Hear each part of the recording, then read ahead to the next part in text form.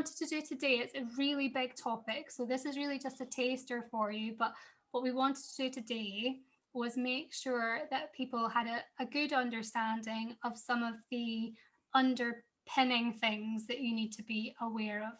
And one of those is your connectivity. So you'll possibly already have internet in your home, and a lot of homes that we work in, the Wi-Fi coverage can be a bit patchy. So it's good for you to have an understanding of, are there any problem spots? So if you were looking at bringing in the smart home sensors and technology, is there any areas where you would want to increase the coverage of the Wi-Fi in your home? So an app that we use is the Network Analyzer. So you can put that on your mobile phone and use that to help diagnose if there are any issues. The other recommendation and advice that we'd have is have a look at your router. If it's an older one that you've had for a while, then phone up your internet provider, because you may well be eligible for a free upgrade. So speak to them and see if there's anything they can do to help boost your signal and things. They can also offer extender devices, and quite often they'll do this for you for free as part of your monthly package. And then the other piece of advice is just around how you position the router and the extender devices. So sometimes you're at the mercy of wherever your sockets are. So if that's an issue for you, then a company like ours can come in and change that to give you a bit more flexibility. And really you're wanting to try and put it centrally. So if you can put it perhaps in your hallway, so it links across to the different rooms in your home, that's the ideal. And if anyone needs any help with that, then we'd be happy to answer anyone's questions. So then the next thing, if Sarah pops to the next slide, is security. So I think there is people, they get a bit nervous about bringing internet connected devices into their homes, because there has been a lot of stories in the news, and Katie's got some fantastic slides later on this actually. But for our security, what we really do recommend is looking at your passwords. So if you have a device that is password enabled, make sure that you change the default password. So they may have factory settings. So you want to have your own unique password, and it should be a unique password for each and every device. So don't use the same password across them. That can get quite complicated to keep a track of. So we really like using an app called LastPass. So you can get this on your mobile phone or also on your web browser.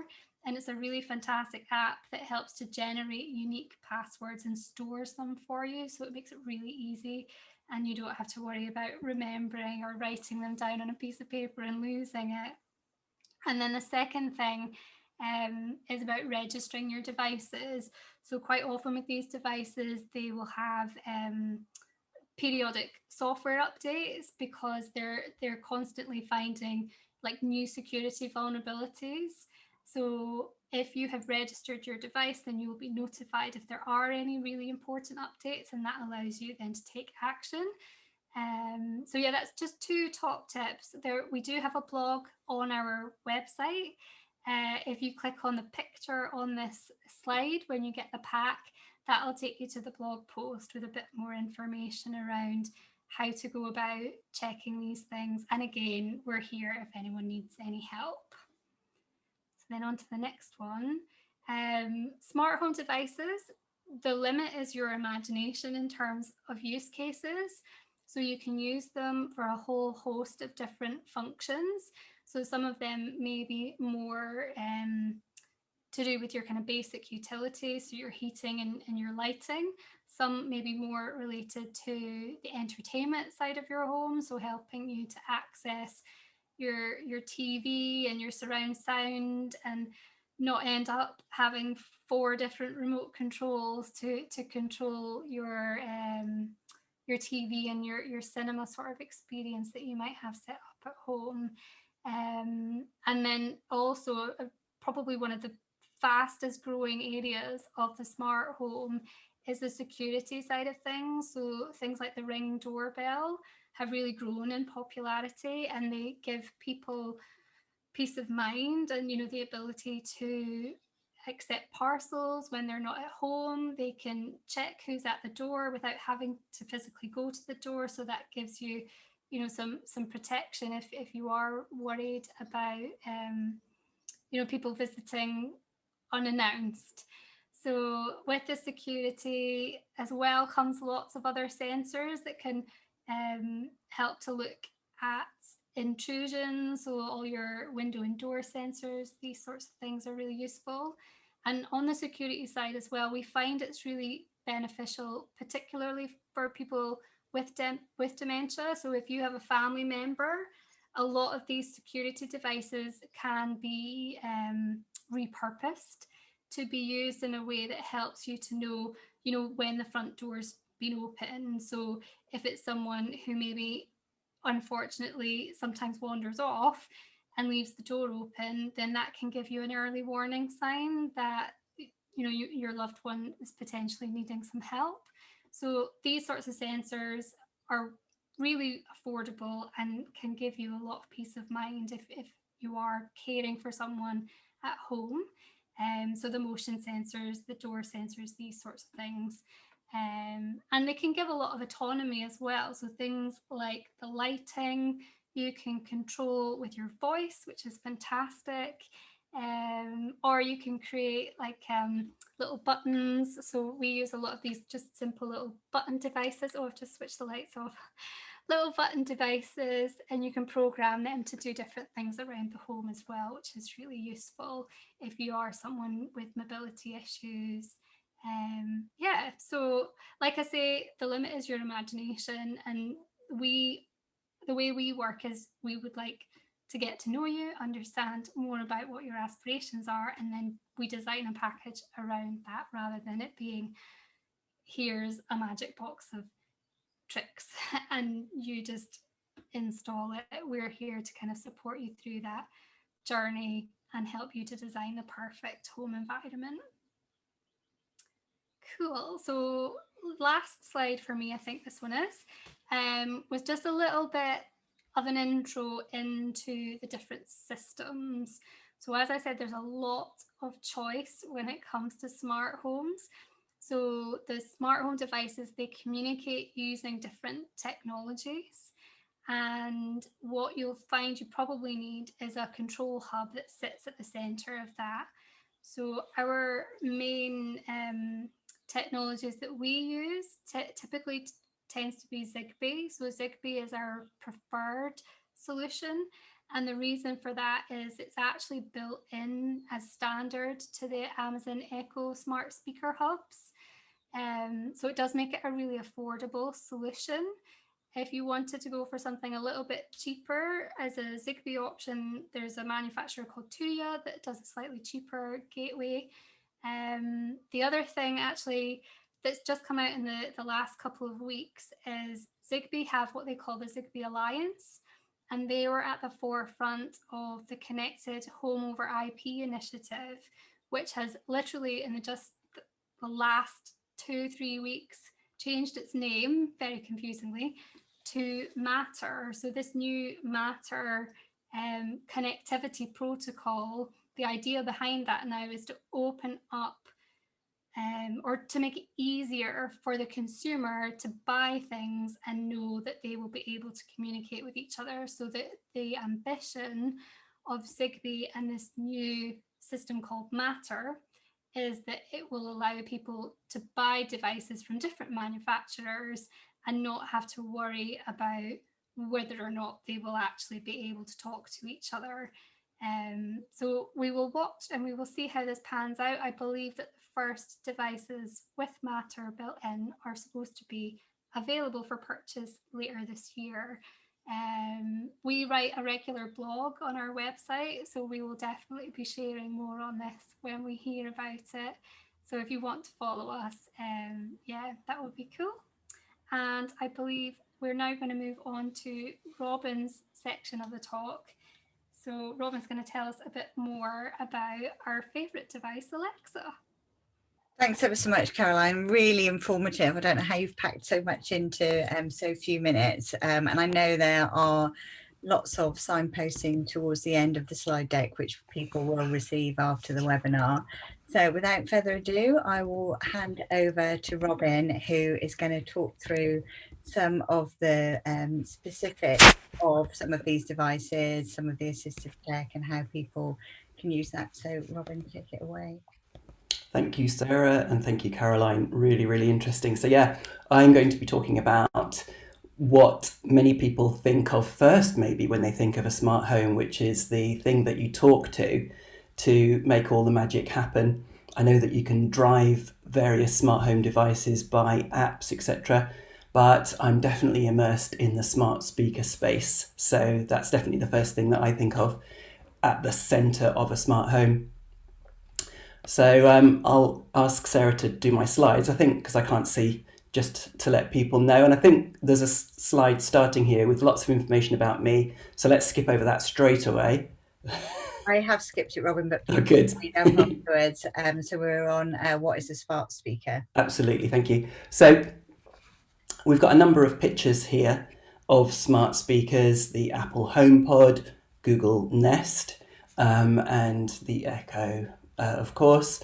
And what are smart speakers? Well, they're like your favorite virtual assistant in a can or a ball or some sort of shape. They come in lots of different shapes and sizes, but smart speakers, I'm sure you don't need telling, are those things that you can talk to. Just, talk to the air and they'll answer. And if you've got a number of them, then often one in another room will answer instead of the one that's right next to you. But that's just a quirk of how the smart speakers kind of interoperate at the moment. But they're being developed all the time. They're being updated all the time. You don't need to worry about the software in them.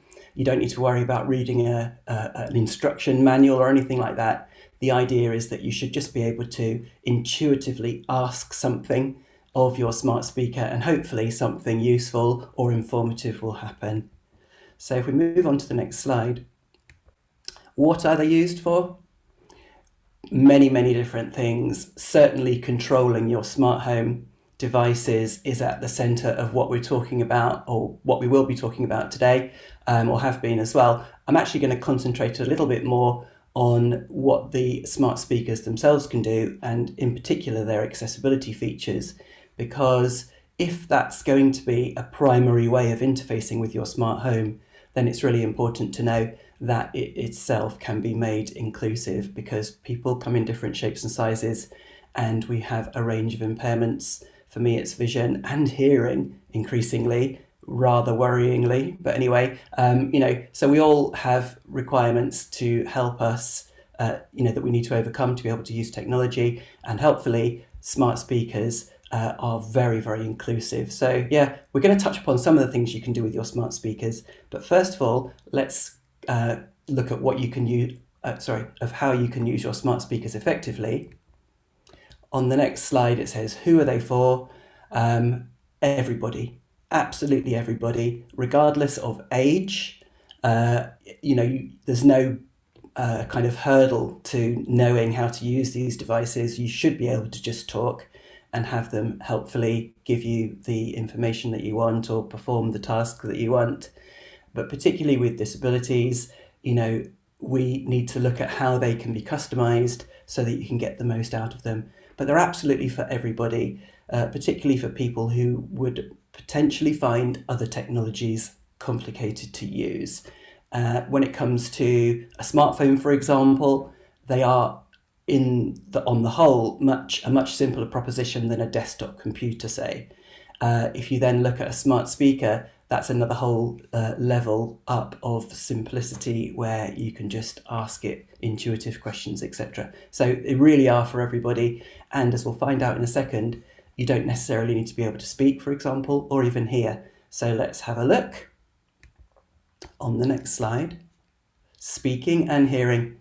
So let's quickly talk about some of the features that are built into, say, the Echo, which is my area of particular expertise. Very, very flexible, a very, very inclusive family of devices, even if you can't speak or hear properly. So closed captioning, the Echo's with a screen, the Echo Spot, the tiny little bedside kind of clock with a little circular screen. I don't even know if they still sell those. They weren't that popular, but certainly Echo shows that do have a screen are very popular. And when you're running videos on there from YouTube or Netflix or Amazon Prime, then you can run captions as well, which is obviously essential for people with hearing impairment. Alexa captioning is the next item here. And this is where, when she talks to you in response to your question, then all that she says will come up on the screen as well. By default, that doesn't happen on an Echo with a screen. So you would need to turn that on in the accessibility settings. Alexa captions means that everything she says will also be put on the screen. Often she puts additional information on the screen. So if you ask for the weather forecast, she'll put a nice little summary, a graphical summary on the screen. But with this mode on, she'll tell you everything in text on the screen as well as speaking it out. The next item here, Tap to Alexa. This is new, relatively new, and really, really important. It's for people who can't speak at all, and there are a number of tiles on the screen where you can get quick actions, music, weather, news, for example. With a single tap, you can get that functionality straight away. There's also a question mark for being able to access a keyboard, an on-screen keyboard, for typing in specific commands that other people would speak out loud. And you can save those as quick tiles as well. So you're actually able to use your Echo Show entirely without talking to it, which is absolutely fantastic. Calling and messaging without speech.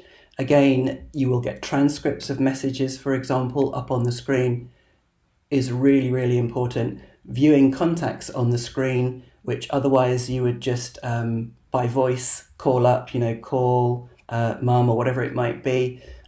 You can actually bring the contacts up on the screen and you can scroll through those. You can have favorite contacts, etc. So it's just a quick way of calling people and having the transcripts made available. If we move on to the next slide, vision. This is another really nice set of functionality. Color inversion is what it says on the tin. It will invert white to black, other colors quite strangely. So, red would go to blue, I think, or red to green, blue to yellow. I can't remember. So images will look quite strange, but at least text, black text on a white background will be inverted to make it really easy to see. So there isn't the smart invert like there is on your phone, your iPhone, for example, but there is the ability to invert colors, which is really useful for people with, who would find it high contrast really useful. The next one, color correction.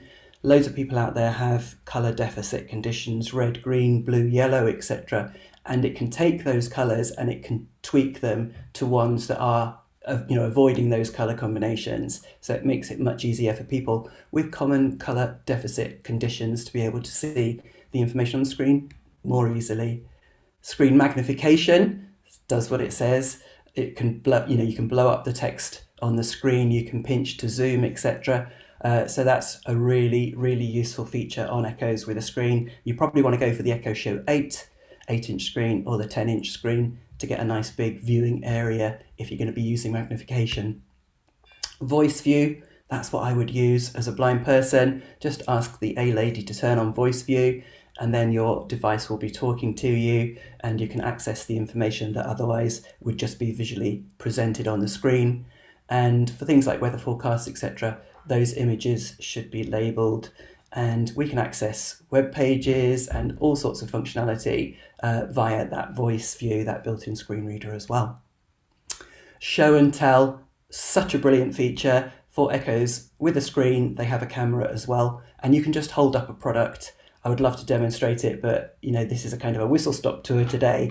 But by all means, request a more in-depth look at some of these features and we can see if we can schedule that in the not too distant future. But yeah, being able to hold a product up to the camera, she will guide you about how you can hold it in different orientations until she can see the text or a barcode and have that spoken out to you, so you don't put dog food on in your casserole instead of chopped tomatoes or whatever it might be.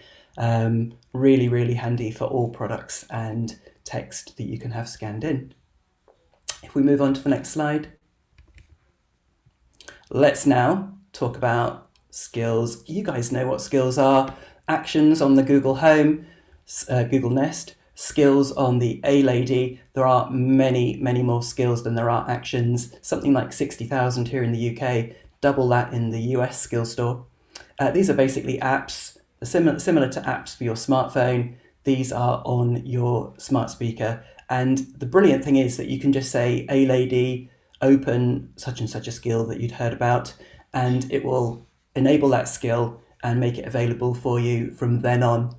So that's what we've got here on the screen are two logos of podcasts. There's a daily podcast called Dot to Dot that I do. We're up to episode 1585 and we've never missed a day. And we haven't even scratched the surface with the skills that you can do on your Echo. And the other one there is the Echo Show, and that's a weekly podcast. We'll talk a tiny bit more about that in a second. So there are so many skills. We really could do a whole day on those. We've got a couple listed here. Games, really, really useful. Ask your A-Lady to play 20 questions. Just do that if you've got one in your house and you will be blown away. Just ask her, what are your top games? What are your top quizzes? What are your top travel skills? Discoverability has really improved in recent months.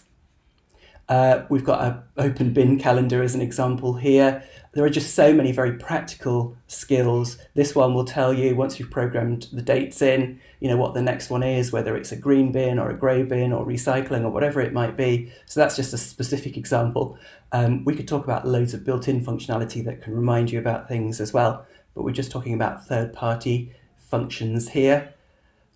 Family notes is a really useful one where you can leave little virtual post-its for all of your family and they can pick up those and you can assign them to specific people, etc. So that's a really useful one as well. Try family notes. We've got My Tuner Radio as an example here. TuneIn is the default radio and podcast player, but it's had a weird thing in the UK recently where a court case meant that you can't get any international radio stations, and that's ongoing. So that's pretty much broken TuneIn for people that like other radio stations, and I certainly do. So My Tuner Radio is one that I would use. So just ask My Tuner Radio to play NPR, for example, and you'll get that. We've got an example of Netflix here to play The Crown. Judith, my wife, really loves that show. There are other ones, obviously. There is YouTube on there, Facebook videos, Amazon Prime, of course, etc., etc. We could go on. Really good for bringing up videos by voice as well. Ask Big Sky. Again, we know we can open Big Sky like we can open other skills, but to be able to say ask, then the name of the skill, and then the thing afterwards that you want to specifically know about is a really good shortcut. And most skills support that, where you can add something on the end of the invocation and you'll get straight to the info that you want. Big Sky, I think, is much more accurate for local weather here in the UK, because the default provider for the Echo is, I think, weather.com, which is, I'm sure, great for the US, but not so accurate here. There's Met Office skills as well that you might want to have a look at too, but Big Sky is brilliant. Okay then, on to the next slide. I'm aware of time, sorry.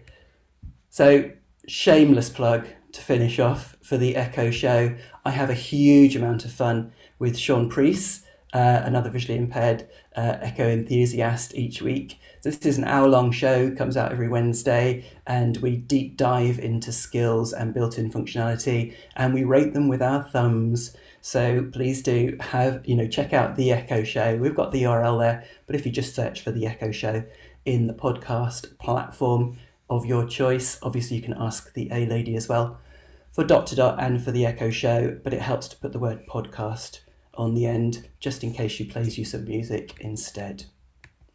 Okay, I'll now pass back to Sarah. Thank you.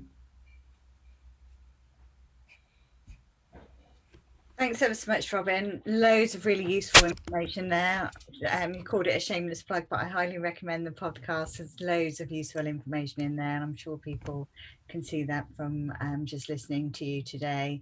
Whistle Stop Tour lots more to explore. And as I said, just to reiterate, there are plenty of links at the end of the slide deck.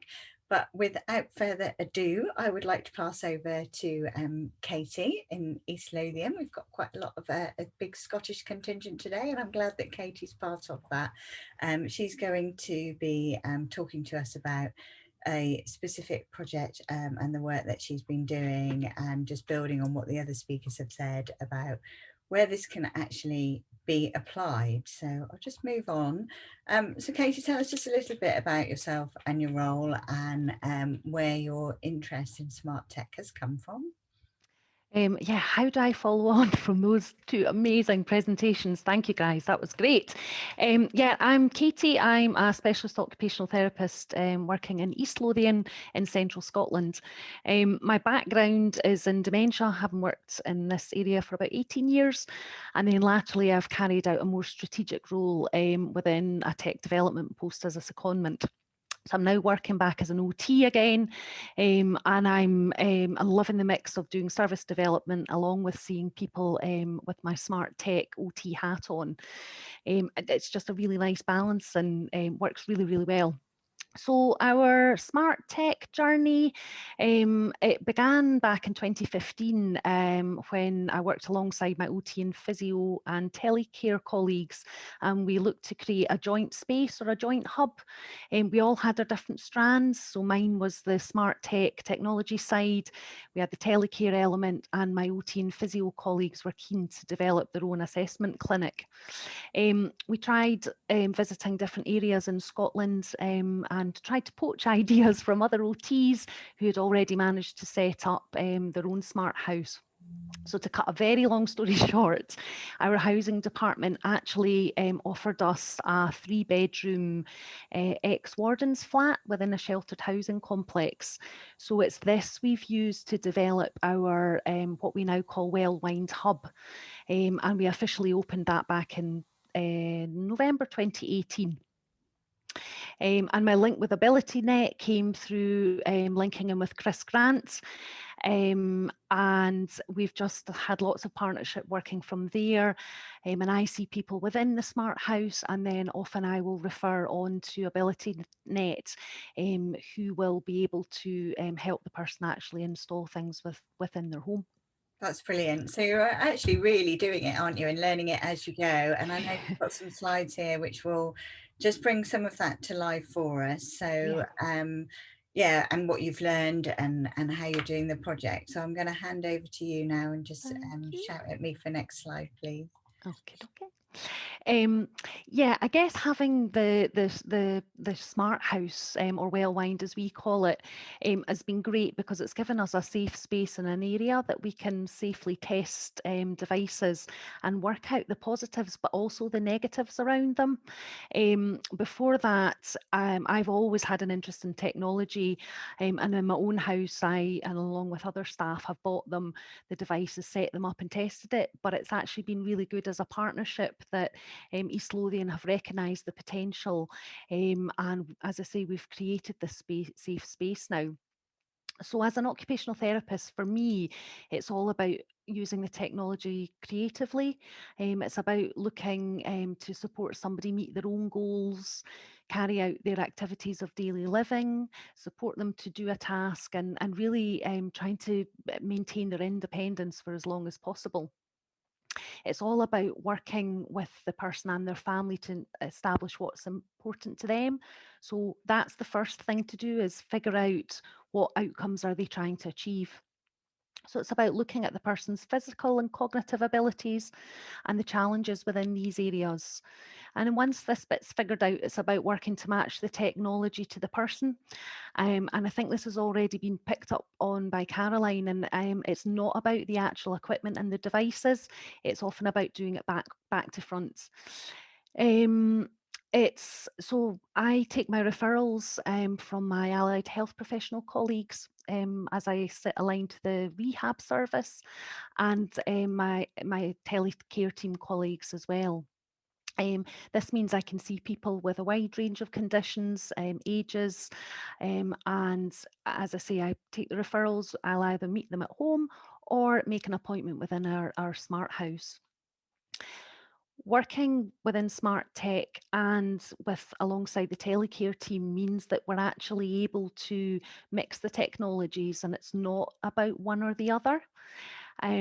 Smart tech, I almost see more about the preventative side, and telecare is your more maybe higher end, high risk sensors. They've got great battery backup, and obviously they've got the 24-hour contact centre. So an example of them complementing each other would be perhaps using an Amazon Alexa as a preventative to remind somebody to turn the oven off, turn their cooker off. But if this fails because they've maybe wandered to the other end of the house and maybe watched Corrie and they didn't hear or see that reminder, then your telecare is going to pick up and detect that actually something's wrong and it needs to be escalated to the next level. Can I have the next slide, please? So moving off my job, we thought it would be quite helpful for me to share some of the benefits that I personally find most useful. So we'll go back to the smart speaker again, which has proven quite popular this afternoon. And Robin and Caroline have already shared lots of great examples on how to use that. But particularly around the memory aid and as a prompt, I feel they can add such huge value.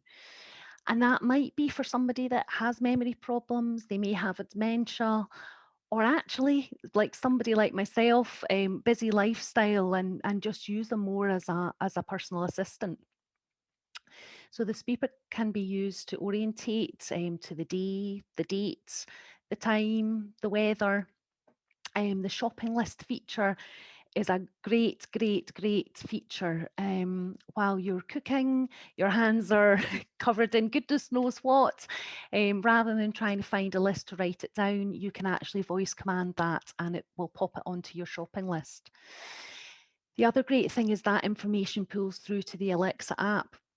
So if you or your relative has that app on your phone when you're out in the supermarket, then you've got that information there. I find that it's a huge help, and I know lots of people I work with do as well, because we could spend ages writing a list, and 9 times out of 10, if you're anything like me, you'll leave it at the bottom of the stairs and forget to take it with you. But the one thing I won't forget to take is my phone. So it's not just about shopping lists. You can create your own lists. You can do it for anything you like. It might be a visitors list. It might be a to-do list. You can name it bespoke to whatever you would like. Medication prompts or reminders. It might be a one-off or perhaps a regular prompt. And in the Smart House, we've been quite creative and linked in the Amazon Alexa buttons. So when the person is prompted and reminded to take their medication, they hit that button, which pings an alert through to their family member through the app to let them know a preset message, which might be, "It's okay, mum's had her, I've had my tablets," or whatever you want to tailor it to. So reminders, timers, Alexa, turn the cooker off in 10 minutes. Or it might be a weekly, remind me to take the bins out every Wednesday at 10 p.m. As we've already heard, these prompts can be added through the speaker by your voice or within the app itself. And for me, I find that this brings huge added value to families who maybe aren't that local, or to give the person a little bit more independence. We find that family inputting that information into the app to come out of their relative's smart speaker as a prompt without actually having to visit them to write a handwritten note or pop it on the calendar, or without having to call them. Next slide, please. Okay, continuing with smart speakers again, and we have another Alexa product here, the Echo Show. And I have to say, this is one of my personal favourites. I think the huge added benefit to this is the visual aspect to it. So the face-to-face video calls, the photo display, which I think from an isolation and keeping people engaged and connected with family and friends, particularly over the last year, has added huge benefits. You can use it to see who's at your front door. It'll display your calendar, tell you what you've got on for the day, tell you what your reminders are, and show you them actually on the screen as well. We find that using this device positioned in the kitchen beside your cooker, it'll give you that visual reminder as to when to take your meal out of the oven. From a rehab perspective, we've already touched on using it for YouTube, but for me as an OT, it's about potentially using YouTube videos to build up somebody's skills or confidence. It might be around making a pot of lentil soup, so for recipes. It might be step by step on how to, say, make a cup of tea or any specific task. And last but not least with this one, I've heard of people using the Echo Show or an iPad actually for what they call digital dining. So one person would have their device set up in their own dining area, and they'll cook a meal and connect to their friend or relative who could even be 300 miles apart. And they'll actually have that eating together. And what we find is actually it motivates people to prepare a meal and that they might often not bother about or just have a quick snack. So it's bringing that real social aspect back into eating. On to the next slide, please. I could talk the hind leg off a donkey when it comes to different devices, and obviously today we don't have much time, so I thought it was important to even consider how to maximize the engagement with these devices. And often people, I think, maybe don't think this through fully enough. So some tips are around thinking about where the actual device is placed in the home. So it needs to be in earshot, or if it's the show, it needs to be in eye shot. Think about how the person will engage with the device. Will this be through voice command? Will it be through remote setup from the family, perhaps? On here, you'll see the little speech bubbles. We've actually recreated these within Wellwind, our smart house, and got them around the property. And that acts as a reminder of how to say the right command in the right order, in the right way. And that often improves the interaction between them. Think about who's going to purchase it, who's going to set it up. There's lots of support online, and for me, it's about signposting to AbilityNet, who are able to visit and help the person set it up. And we've heard about different fact sheets available with AbilityNet and online as well. Remember that once set up, the family are able to operate the device and push the information and things out via the app remotely. And that takes away the need for the person themselves to actually have to get to worry about, I wouldn't know how to do that with the device, or they maybe don't feel confident with that. And I think this is a big thing, is that practice makes perfect, and also it's important to have a little bit of patience and a wee bit trial and error to build the person's confidence with it. Next slide, please. Ethics and security. We've already touched upon this already, so I'm not going to go too much into detail, but I think it's really important to consider and discuss the implications of certain things and features, particularly around the use of the drop-in function and feature, which basically means it's an intercom between two devices. And the person at the other end, when somebody uses this feature and if it's enabled, the person does not have the ability to decline the call. And for me, within sessions, when we talk about drop-in, it's just having that open discussion whether both parties feel comfortable doing that. There's lots of information out there to help guide discussions and things to consider to make sure that actually everybody's human rights are considered. And next slide, please. We've talked about the security, a bit about reliability and connectivity, and Caroline's already given a really good overview to that. So I think we could maybe skip this one, seeing as we're so pressed for time. As you can probably tell, I'm really passionate about technology, and as I say, I could talk about it forever. It's just what I love to do, and I feel that I'm one of the really lucky ones that are able to be doing this as part of my job. For me as an OT, though, it's not about the technology and the equipment per se, it's about how people use it and access it to help them keep independent and help them meet their goals.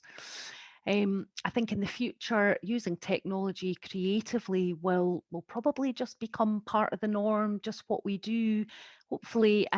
But I think as an OT, it's definitely another tool within our toolbox. Thank you for listening. Thank you so much for that. That was really helpful. And I think it ties together a lot of the strands that we've heard about today. And definitely it's not about the technology, it's about what it can do. And I think there've been some, all three have been fantastic examples of that. So I'm delighted that we have got some time left for some Q&A, and I can see that the numbers have been going up and down. So I know some questions have been answered, but just invite the panelists back and hand over to Chris to see what sorts of questions we've had coming in, and if there's anything in particular that people have been asking, any trends or anything, Chris. Yeah, no, definitely. There's been some really great questions. Some we've answered in the chat, some that I'm going to come to the panelists. But one of the big ones I think that we should come to first, one was from Paul Clayton. And he said a lot of devices needing internet access is a contingency for downtime or router problems. Well, the good news is on that side, yes, there is. Many service providers, Paul, are now providing a 4G equivalent. So if your router goes down, it backs up straight away. It's quite clever. I know there's, without naming service providers, there's 2 internet service providers that offer this at the moment. And something that Katie may have come across, and certainly Thompson Caroline may have also come across, is that certain service providers will actually recommend a customer to switch to I was going to say a product there, a business product, shall we say, which can be actually cheaper in the long term, but you get something called critical care on the line, which means you get a 6-hour response time instead of waiting a couple of days. Again, we always say to people, think about this kind of thing, that, if internet is so crucial and you couldn't live without it. Do you need that kind of next level? I'm going to come to Caroline and Thomas for this next one. And I know you answered this kind of generally on the chat, but folks, if you're not able to use smartphone, is there a simple way of kind of using a smart device other than doing it through your mobile or through your tablet? I suppose it's almost a vague question. It depends on the smart device that you're looking to use, which is kind of a cop-out answer, but obviously there's voice assistants and things like the Google Homes and Amazon Alexas and things, so you can use them through voice. There's other ones that instead of using an app on your mobile phone, you could use the PC or something like that to control it. So there's and a lot of it can actually be kind of pre-set up. So if you're looking at putting this in for someone, there's a lot that you can do to set it up so that they don't really have to worry too much about the mobile phone and the app side of things. I talked about the little buttons, and actually Katie touched on them as well. So you can actually program buttons to do all sorts of different actions for you, which means that it frees up, if you're someone who has, your dexterity is not very good or your mobility is not very good, then you can set up these sorts of things as well. There is actually a new app as well come out called Voice It, and we're actually hoping to do some testing with an organisation that I do some work with. And what Voice It does is it helps to translate speech. So if you're someone who has a speech impairment, or maybe you've had a stroke or something like that and your speech has been affected, then what Voice It does is you can train it to be able to translate, so that something like an Alexa device could then understand the commands that you're giving it. Yeah, so we're quite excited to do some testing with this new voice app. So if anyone wants to check that out, it's called Voice It, VoiceItt. Cool. Just a quick sorry, addition Robin. as well to what Caroline was just saying. So once you've set up the smart device, the smart speakers, which would require an app on someone's smartphone, then assuming that it's a family or a friend, they could do that and then walk away, as Caroline says, and that will hopefully remain set up just the way you need it. But you can then support them remotely as well using that app. If it's the Echo family, for example, then set them up with a different Amazon account and make them a family member of Amazon Family. And then you don't have to share the same contact list or music playlists, or they can't buy stuff from your Amazon account, etc. So Amazon Family is a really good way of being able to support people remotely without having to share the same Amazon account, which can have problems. Well, thanks, Robin. I'll come back to you in a minute, Robin, because there's quite a good question here. Katie, I'm going to come to you, and I know we've only got 4 minutes. But Katie says, do you work with environmental control services at all within NHS? Because environmental control is something that's becoming more apparent throughout the NHS. Yes, because I'm in Lothian, East Lothian, we have a fabulous environmental control service based within Edinburgh that cover our area. So that was my error. I should have actually added them in with the partnership working alongside the telecare team, because I think I talked about smart tech being quite preventative, then telecare, your more robust, high level, higher risk situations. And again, up on top of that, I would see your environmental control service. But I think it's about them all working together. So Neil Scott, who works with our service, we've done a couple of joint visits to try and look at using their technology, their equipment and devices to control the Amazon Alexa. It's, in our experience, it's worked better with that than it has with the Google Home. So yes, very much it's about pulling all those strands together.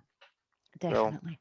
And Robin, I'll come to you with the last question, and a man in know when it comes to tech also. Non-internet connected services and products.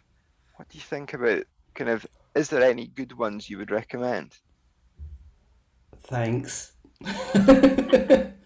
Smart, what that are smart home related? It says general kind of services and products. So Jane's saying, are there non-internet connected services and products? So it's kind of, let's look at that from across a digital perspective. I'm struggling here. Depends what you're after. I mean, there's a lot of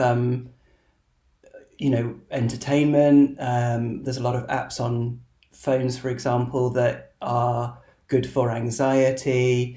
Calm, for example, Headspace. There are lots that run locally. Obviously, well, yeah, you have to get the app onto your phone in the first place.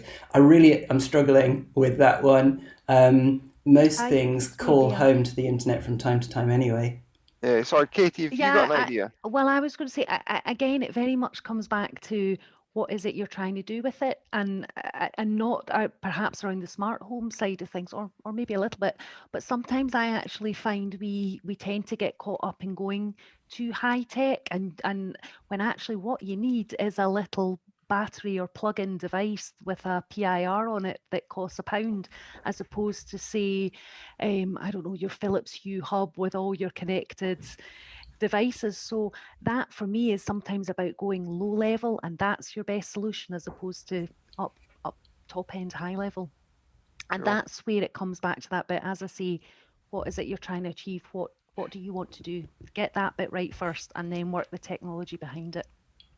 Grand. I'll hand back over to Sarah then, as we're coming up to, we're just hit 2 o'clock. Thanks ever so much, everybody. I'll just finish by thanking our panellists. I think it's been an amazing session. It has felt like a whistle-stop tour. if I just click forward, there are so many links here at the end, which everybody will receive. Please do have a look. I also hope everyone turned their smart devices off before the webinar. Otherwise, you've been getting lots of additional messages. Thanks to Robin for saying the A word quite a few times, so the A lady. But yeah, it's such a massive growing area, so much potential to support individuals, to empower people. And I know that AbilityNet and TL Tech and Katie are all very, very willing for follow-up questions. I'm just flicking through some of the resources here on screen. So there's loads of resources, there's lots of contact information. Please do get in touch, and thanks again everybody who has attended. Yeah, thanks very much, and I'll just say goodbye.